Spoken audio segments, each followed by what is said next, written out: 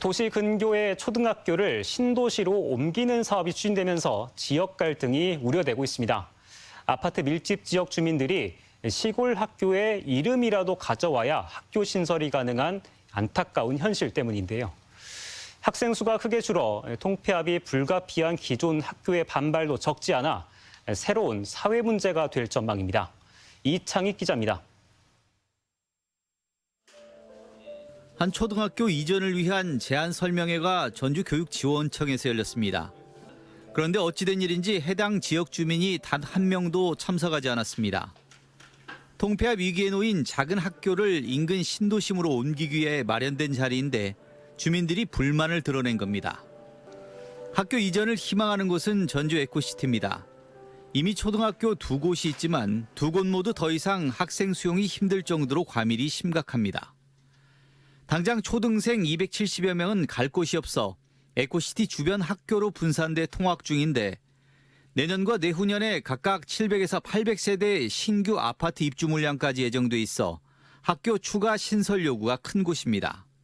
하지만 학교 신설은 교육부 규정에 묶여 불가능하고 유일한 해법은 통폐합을 앞둔 미산초 같은 학교의 이름이라도 옮겨오는 것뿐입니다. 미산초를 이전을 해서 학생들도 동문들도 많아지고 학교도 발전을 하고 학교 이전 시설에서 에코의 과대 과밀도 해소해야 될 필요가 있기 때문에 미산초는 에코시티 내 초등학교 예정부지에서 직선거리로 불과 1km밖에 떨어지지 않은 도시근교 농촌 지역에 위치해 있습니다. 현재 전교생이 49명에 불과한 데다 내년 신입생 예정자가 한 명도 없어 이전 대상 1순위가 된 겁니다.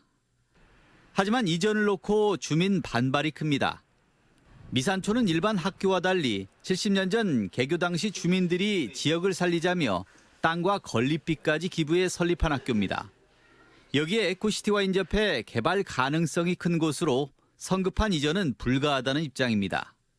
그 학교를 없앴다 나중에 만일 인구가 늘어나면 또 세운다는 거예요. 이건 대단히 우리가 용납할 수도 없고. 교육당국은 추가 설명회를 마련해서라도 주민과 학부모를 설득해 나가겠다는 입장이지만 강제 이전으로 새 환경에 적응해야 하는 미산초 학생들이나 주민들 입장 역시 무시하기는 쉽지 않아 보입니다. MBC 뉴스 이창익입니다.